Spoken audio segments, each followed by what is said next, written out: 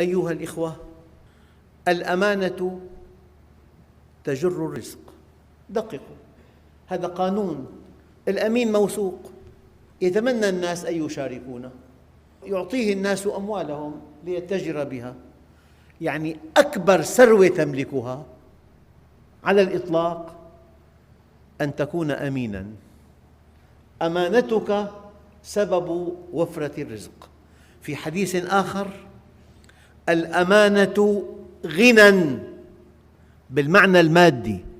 بحقل الأعمال التجارية الموظف الأمين مطلوب وراتبه مرتفع ومركزه قوي وينمو باستمرار. الأمانة غنى. الوفاء والصدق يجران الرزق. إذا واحد بشركة